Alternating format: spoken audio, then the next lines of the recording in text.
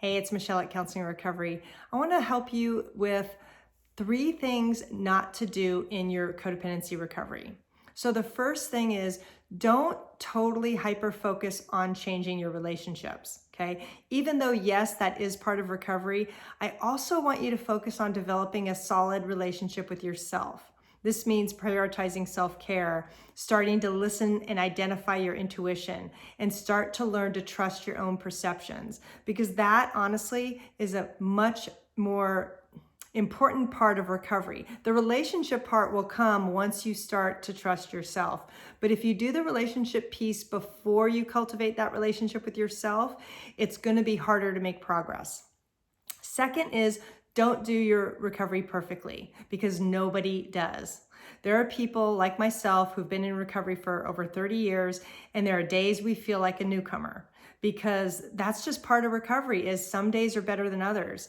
And to be fair, codependency impacts a lot of things. It impacts how we feel about ourselves, how we are in relationship, how we are at work, how we are with our kids, the boundaries we set, the ability to advocate and handle conflict. I mean, there's a lot in the process of recovery.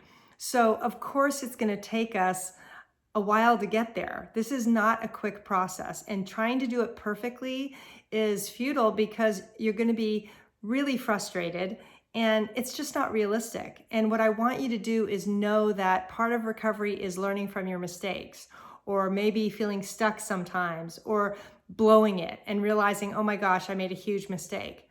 Some of my best lessons in recovery were from huge mistakes. So just know that I'm right there with you, and that's part of recovery, is just letting yourself not do it perfectly.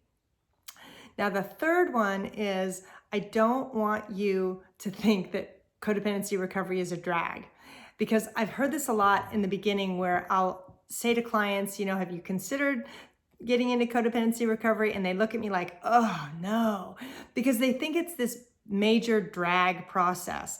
But you know what? When you set up your recovery the right way with a lot of support, it's actually really invigorating, because you're learning about yourself, you're getting support, you're talking to other people who are in that work as well, whether it's Al-anon or Coda, or maybe you even have friends and you're all working out of the Codependent No More book, right? There are different ways to do it, but it's really important to find that support, because recovery is a lot easier when you have a community.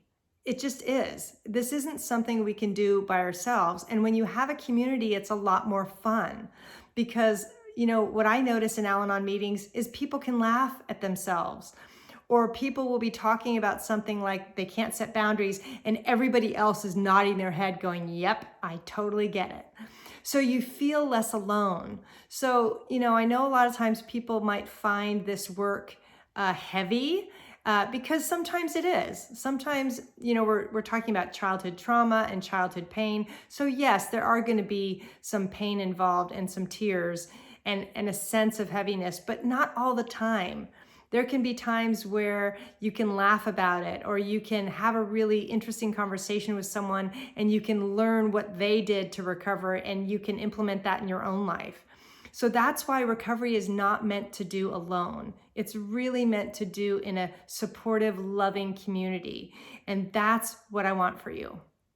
If you're wanting some deeper help, I have a relationships checklist. I'm going to put this in the link to the post, but I also have my codependency workbook, because I created that simply because I wanted what I didn't get. And what I didn't get was a process of how the heck do I trust myself in relationships? And how do I identify those patterns that are hurting me? I didn't really learn that anywhere else. So I created a workbook to do that. So I'm going to put the link in this post to that too, or you can go to counselingrecovery.com. But again, you don't have to do recovery perfectly. It is not possible. Don't do it for somebody else, do it for you. And believe me, when you get started, even though, yeah, it can be hard in the beginning, most people quickly realize that this can be a really exciting adventure, because you start to learn about yourself and you start to make progress and see that you're not the only one struggling with these issues. And if that's the only thing you get out of your first couple months of recovery, that's a lot, because trying to do this by ourselves can be really, really isolating and contribute to a lot of anxiety and depression. And I don't want that for you. So again, I hope this has helped. I'm going to leave the link to my workbook and the free relationship checklist in this post. Okay, take care.